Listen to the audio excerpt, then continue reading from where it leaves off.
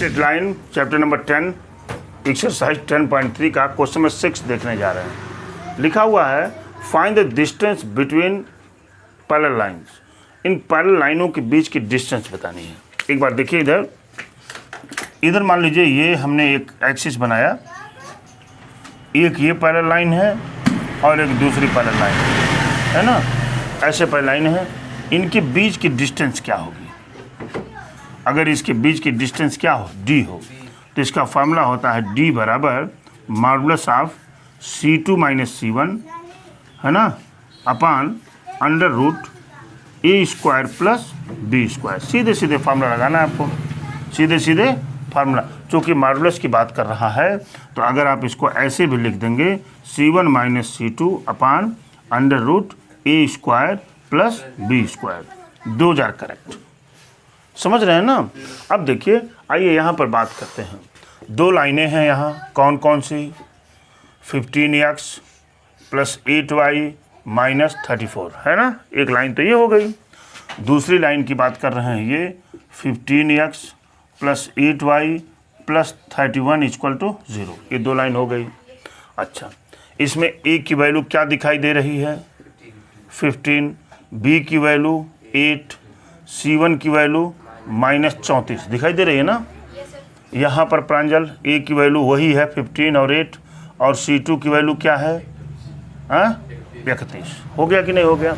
अब parallel lines का formula लगा दीजिए, d equal to mod of C2 minus C1 यानी 31 प्लस 34 हो जाएगा ना, माइनस माइनस प्लस हो जाएगा, अपान अंडर रूट ए स्क्वायर माने 15 का square plus B square means 8 का स्क्वायर। यही डिस्टेंस हो गई।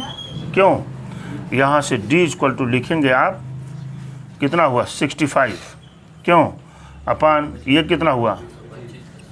225 प्लस 64 कितना आएगा? 289। ये हो जाएगा 65 अपान 289 है ना, और 89 का स्क्वायर रूट क्या होता है? 65 अपान 17। ये दोनों पैरेलल लाइनों के बीच की क्या हो गई? डिस्टेंस हो गई। हम इसी के दूसरे वाले पार्ट पर चलते हैं। देखिए 2 नंबर वाला पार्ट यहाँ दिया हुआ है, क्या है? L x plus y plus p equal to क्या है? 0। ये इम्प्लाइज क्या करेगा? Lx प्लस क्या? Ly है ना, Ly plus p equal to क्या? 0। ये लाइन तो हो गई। दूसरी लाइन क्या है यहाँ? L x प्लस वाई, अब प्लस क्या? प्लस नहीं minus r equal to 0। Multiply कर लीजिए भाई, Lx plus Ly minus r equal to 0। ठीक है, उसमें a की वैल्यू प्रांजल क्या है? यल, देखिए भाई, और b की वैल्यू यल, वो भी यल है, और C1 की वैल्यू P, और C2 की वैल्यू माइनस आर है कि नहीं। अब आप D बराबर लिखेंगे mod of C2 minus C1 यानी minus r minus p upon under root ए स्क्वायर प्लस बी स्क्वायर, मतलब एल स्क्वायर प्लस क्या? L square. हो गया कि नहीं? D बराबर, यहाँ हम अगर माइनस को कॉमन ले लें तो क्या हो जाएगा? R plus p upon L square को क्या लिख सकते हैं? Under root 2l square. हो गया कि नहीं? और चूँकि ये किस में? मॉड में है ना, इसलिए नेगेटिव क्या हो जाएगा? पॉजिटिव हो जाएगा। देखिए तो हो जाएगा, मॉड से बाहर निकालेंगे तो मिलेगा क्या? r plus p upon under root 2 का इंटू l। ये डिस्टेंस हो जाएगी। बात तो समझ पाए होंगे आप। अरे भाई 2l square square root l हो गया, और 2 का निकलेगा नहीं, रूट 2 मैंने फिक्स कर दिया यहाँ पर। इस तरह से ये देखिए क्वेश्चन नंबर 6 कितना आसान है। आप देख पा रहे होंगे कि यदि आपको फार्मूला याद है तो you can solve every question. बस कंपैरिजन करना है, वैल्यू को पुट करना है, आपका रिजल्ट आपके सामने होगा। ठीक है, बशर्ते फार्मूला वगैरह आपको याद होनी चाहिए।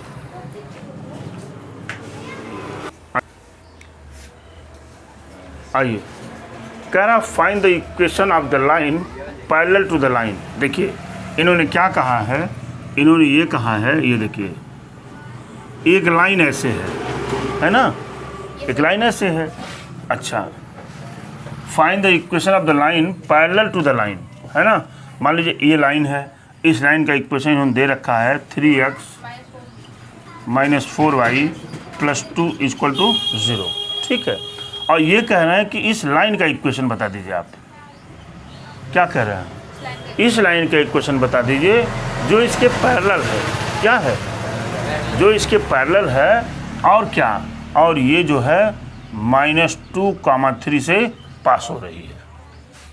जो मैंने इसको बताया तो क्लियर हो गया। कह सकते हैं कि सर अगर दोनों लाइनें एक दूसरे के पैरेलल हैं तो दोनों की प्रवणताएं यानी ग्रेडियंट यानी m की वैल्यू समान होती है।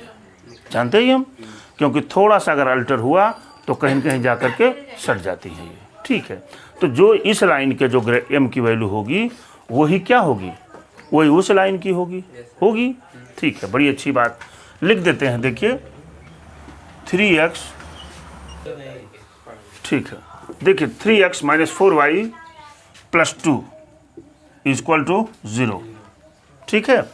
यहाँ से हम 4y को उधर कर लें, क्या हो जाएगा 4y equal to 3x plus 2, ठीक है। y इक्वल टू क्या हो गया 3/4x प्लस क्या 2/4। तो यहाँ से m की वैल्यू क्या मिल गई, m की वैल्यू मिल गई 3/4।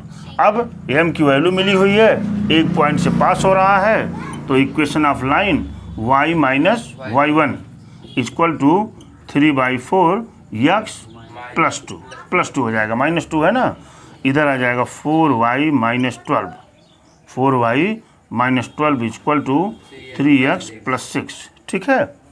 सबको उधर करिए। हर्षिता तो यही कह रही है कि सर उसको उधर कर दीजिए। अब प्लस क्या हो जाएगा 18 इक्वल टू 0। ये लाइन देखिए पैरेलल है। अगर आप चेक करना चाहते हैं दोनों पैरेलल है कि नहीं, तो आप हाई स्कूल के सिद्धांत को लगा भी सकते हैं। ये क्या है 3x माइनस 4y, जो आपको 10th क्लास में पढ़ाया गया था, प्लस 18 इक्वल टू 0। देख लीजिए a1/a2 b1/b2 c1/c2। ये कितना है 18 है, नहीं 18 है। तो ये देखिए आ गया। तो पैरेलल की क्या कंडीशन है, a1/a2 equal to b1/b2 is not equal to c1/c2। देखिए मिल गया कि नहीं मिल गया। इस तरह से आज के लिए इतना ही। कल आइए, कल इसके आगे हम लोग सॉल्व करेंगे। Thank you very much.